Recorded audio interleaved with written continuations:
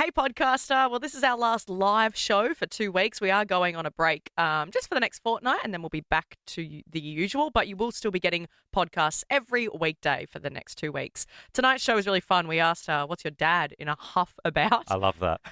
Liam scammed people, and we also met someone whose partner has won the lottery twice. Enjoy. Ladies and gentlemen, You ready? stop what you're doing and listen. Live across Australia. It's radio. This is Ben, Liam, and Bell on Nova. Good evening, Australia. How's this? We made it to Friday. Tomorrow, heads up, if you didn't know, it's the winter solstice, the shortest day of the year. Yeah. Where's the time gone? Where's the time gone, huh? I feel Winter like solstice already? We just had the summer solstice, you know what I mean? Isn't there I did see a stat today actually that said after July, we're closer to 2050 than 2000.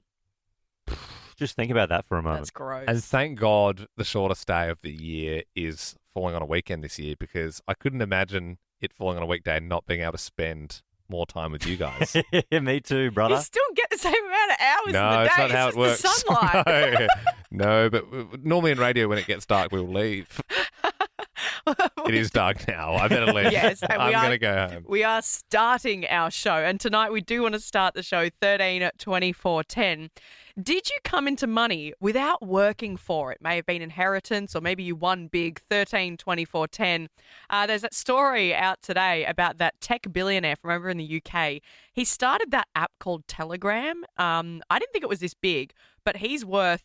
Okay, so it's 17 billion pounds, which is about 35 billion Australian dollars. Billion with a B. And he has got over 100 children. Over 100 He's like kids. donating the sperm though, right? Yeah, 100 of them are from donations. 6 of them he has fathered. But he's just said in an interview, That we and this know is what, of. well, yeah, this is what everyone's picked up on. He said, oh yeah, when he dies, he's going to hand out all of his money, so his $35 billion, between all 106 kids. So he's not even favouring the kids that he's actually fathered. He's also handing it all out evenly, even to the kids that he's had through sperm donations. How do you get your hands on some of that? Yeah. Well, Billionaire yeah, sperm. but then imagine being the kids that it's actually like he's their father, and they're like, well, hang on, old mate on the other side of the world that was a sperm donation, you're giving him millions of dollars as well. You hear the stories of people getting left money in wills. There was like a great aunt you didn't know about. Maybe it's the lottery. Maybe it's another way that I can't even think of. But tonight we want to know, 13 24 10, did you come into money without doing any of the work for it? Charlie in Sydney, did you come into money without working for it? Yeah, I did, mate. I did. My dad's uncle, he didn't have a partner or anything. He sadly passed away and left my dad with a heap of money. So my dad gave me and my 2 siblings $100K each. Whoa! And were you close with the uncle? I'd never met him. So that's good. So you're not having the sadness of the dead uncle and you're getting the 100K. Charlie, how Yeah, old were you 100%. when you got that money? I was 21. Whoa! And what did you do with it? I was sadly very responsible, and I bought a property with it. Oh, mate, that's Okay. great. I mean, that's like That's- obviously what you like should do. That's like, I thought you were going to say jet skis, but that, that's great. I mean, you be so, and now you're getting ahead. That's incredible. We do love these stories. I reckon we can beat that, surely. Like 100K is amazing. That's so good. I love that story, but keep them coming. 13 24 10 is our number. We want to know, did you come into money without working for it? Anon in Sydney, did you come into money without working for it? Yeah, hubby, ex-husband now, I should say. Won Division 1 twice in the last 6 months. Kidding. What? Hang on, you said X now. In the last Yeah. 6 months, how did were you divorced and you get a certain amount of the money No. he gets? Or? No, together for a long, long time, maybe 20 plus years, and I just caught him out cheating, let's say a few days ago, to be honest. Whoa, with that's fresh. Oh my God! So, Oh my gosh. how much money did you win? over, to be precise, 625,000. That's amazing. Right. And so did the cheating start after that? He's like, whatever, I've got so much money now. I Just keep sleep with- winning the lotto. I sleep with whoever I want to sleep with. But then with getting divorced, I mean, you'll get a cut of that. so- Well, I'm not going through divorce. If he wants to, he can go for that, but nah. Okay. So how have you got? This I'm is just all trying very to work fresh. out how you've got This the money, is, though. I think, You know, I think, it's sort of yeah, like Yeah. a a lot going on. You know, Thank you. fresh. it is Yeah. fresh. It's fresh. We're all trying to process it. We'll give you a couple of days to settle, and then we'll call back and we'll find out where that a few money days sits to just sitting. settle. I think we need a few months. Maybe. We've got another anonymous call. This is good. In Brisbane, you came into money without working for it. Yeah, so I come across a bit of money. Unfortunately, I had to give something to get it. But I originally worked in high-rise construction. Had a bit of a hand injury. Had Yeah. a toolbox Oh, right. shut on my hand. Oh. Yeah. So I was put on work cover for about 2 years.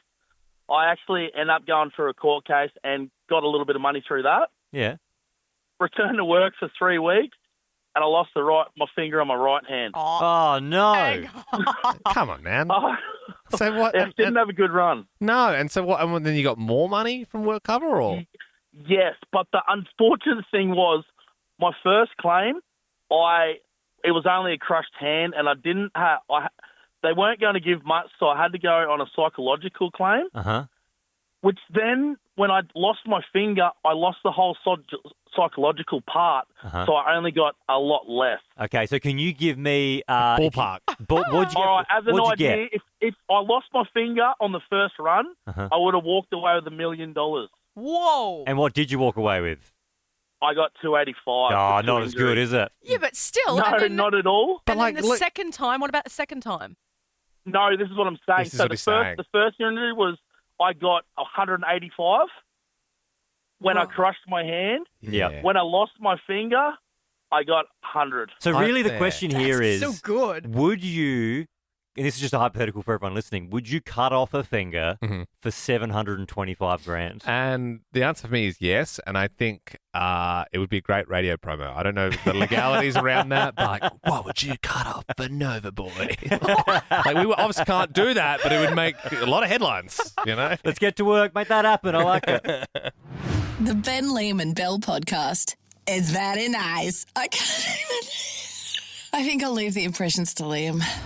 Don't know if you caught this today. 16 billion passwords were leaked in a huge data breach around the world. And we've done this before, but I decided to call some random Australians, technically as a scammer, really. I was just going to see if they'd give me their password. I was going to say, hey, there's been this breach. I'm from like Red Ghost Cyber Surveillance or some made-up company. Yep. I can change your password for you if you want. You give me your password. Yep. And so because it's kind of hard to get people, but not as hard as you would think. So the idea being to like play this on the radio to like educate people not To educate do it? people. And also, here's the thing. This is real. If anyone actually gave me their password, we were going to give them $1,000. So it's almost like it's like a weird way of giving them, but and also be like, and never trust anyone again. Yep. Okay.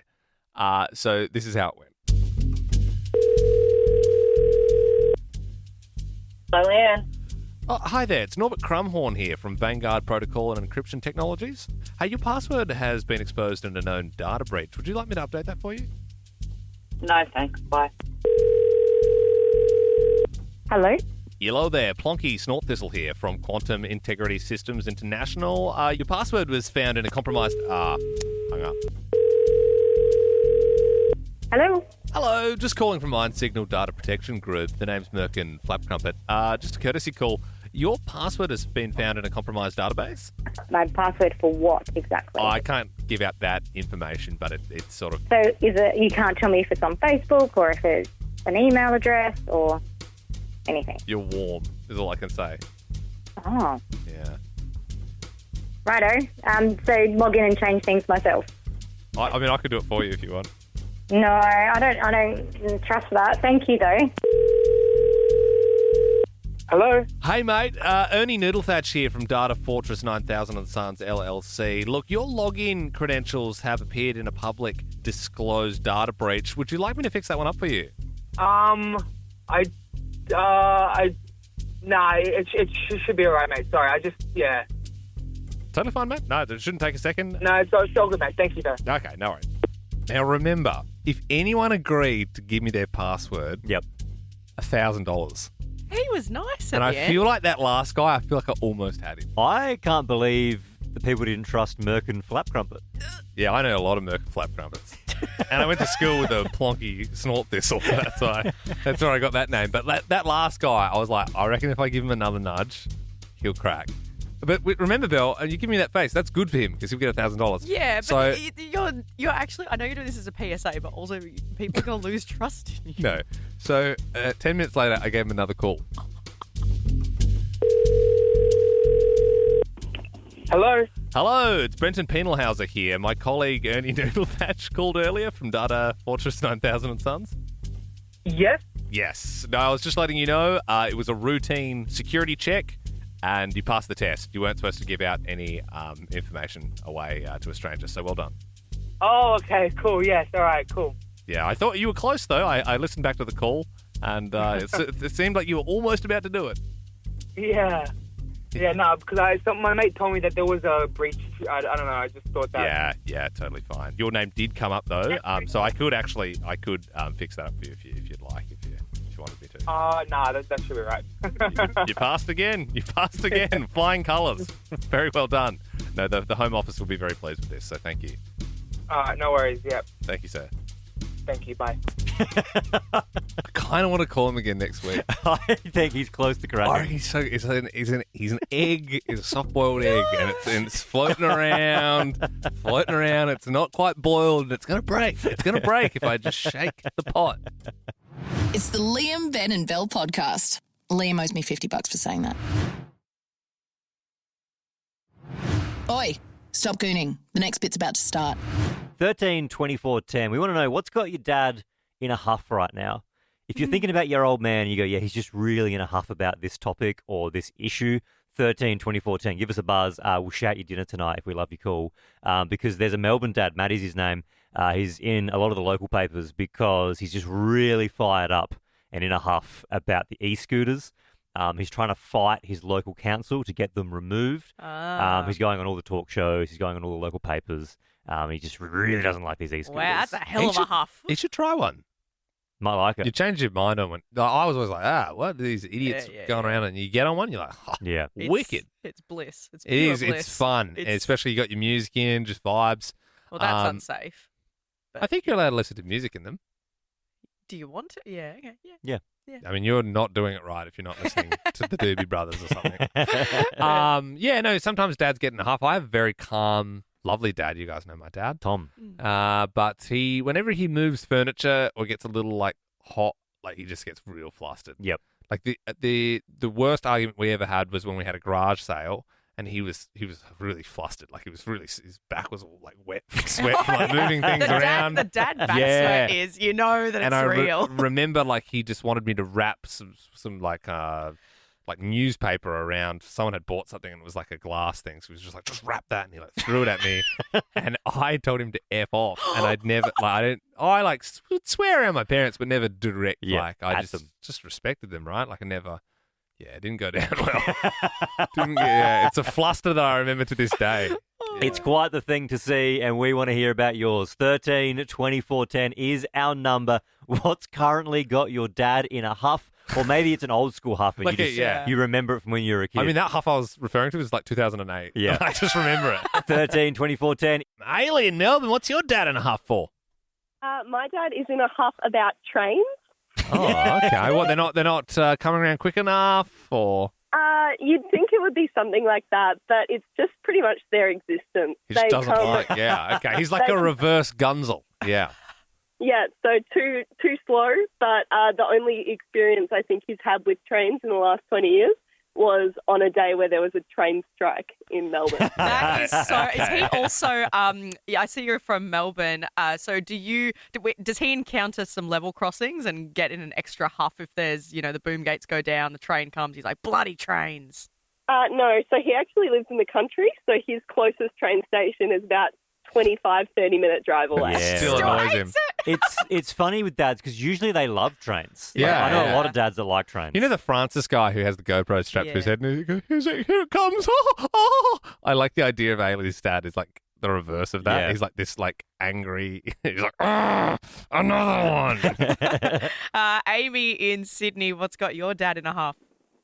Oh, full-blown huff. So they changed the layout of our local supermarket. Oh, that'll fluster a dad, though. So he's obviously, he's got the peanut butter down pat. He knows it's aisle 6. He's been living there for 20 years. And now they put it in aisle 4. He couldn't find the Vegemite. night. Oh, right. There you go. So he's got spread-related issues. And so where have they just changed all the spreads entirely, or have they created a section where it's like Australian foods and that's just completely... The whole store has gone into a bit of a renovation, Oh, but God.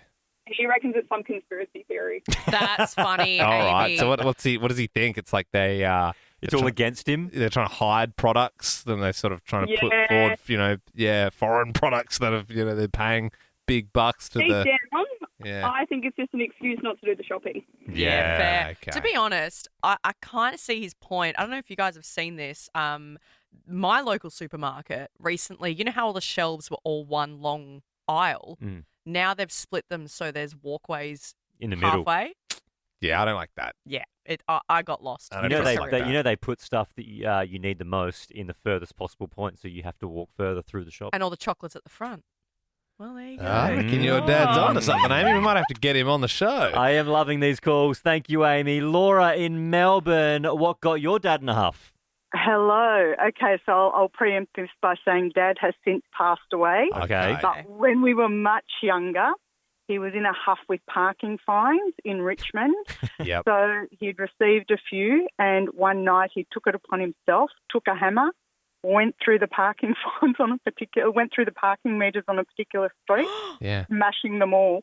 Oh my God, that's not a huff. Smash That's them up. just That's, actually. yeah. Because he goes, well, if they're going to find me, they're going to use that money to fix these meters. Oh. Whoa, that's diabolical. That's one dad who's in a huff. Good right on there. you, Laura. Love that call. Dinner on us tonight. Enjoy, okay? Thanks, darling. Thank you. No Have a great worries. night, guys. Bye-bye. I bet you can't keep a mewing streak for this whole podcast. We want to do a bit of an experiment now. 13, 24, 10. If you've ever dated a female and she has cheated on you, 13, 24, 10. We have done this in the past, actually, with males. And we had people call up who had dated a male who had cheated on them. And we worked out the most popular occupation for men that cheat.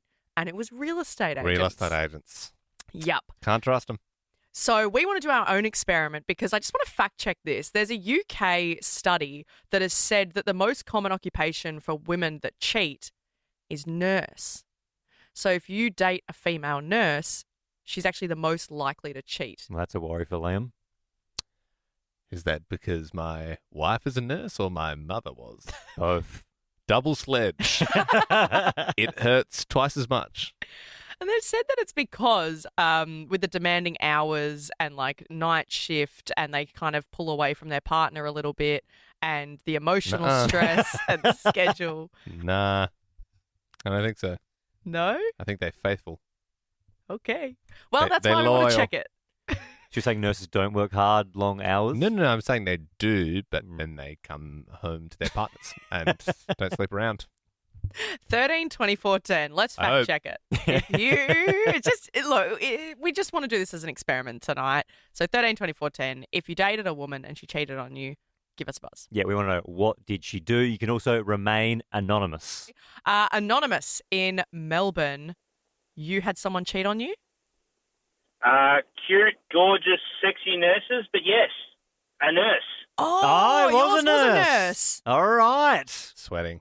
I mean, sorry for being so excited about that. Yeah, how good's that? No, it proves the thing so far. Keep your calls coming through on 13 24 10. Hey, Anon, dinner on us tonight, okay?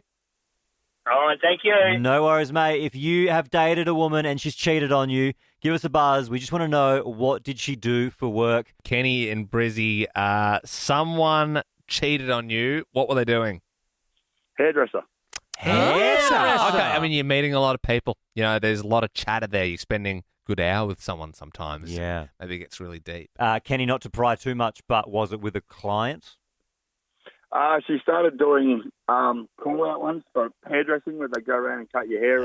And one thing led to another. And, And the bloody call out. Yeah, all right. Yeah, wow. I feel like that's, usually for the pizza guy or the plumber, but hi, I'm here to hairdresser. cut your hair. The hairdresser's a whole other category. Yeah. Yeah, buzz cutter. Yeah. What? Georgia in Sydney, they cheated on you. Now, what job was she doing? Hairdressing. Oh, okay. Here we go. Okay, well, I'm looking good here because, as I said, my wife's a nurse. I could be in the clear. I'm hoping to hear hairdresser again. Anon in Brizzy, they cheated on you. What do they do for a job? Guys, she was a topless waitress. Man. I mean, Really? Who saw that coming? She cheated? Oh, wow, that sucks. Yeah, she certainly did. Whilst I was at work at night working, doing hospitality, Yeah. Damn. she slept with my neighbour's son. Oh, God. Come on. Not the neighbour's son. Meanwhile, you're out doing You're telling you're me. doing, waiting just with the shirt on. You're doing shirted waiting. wow. Oh, okay. I So mean, there you go. So that is sad, though. look, it's sort of We all thought it was going to be another hairdresser. yeah. So basically, you kind of got to be worried if your partner's a topless waitress. Mm-hmm. You really got to be worried if they're a nurse, but you really, really got to be worried if they're a hairdresser. Yeah. Or if your neighbour's son's really hot. Well, that's true. Yeah. Let's all just be careful, okay? And that's it. Liked that podcast? There's heaps more to listen to if you just scroll back or download the Nova Player app. Ben, Liam, and Bell.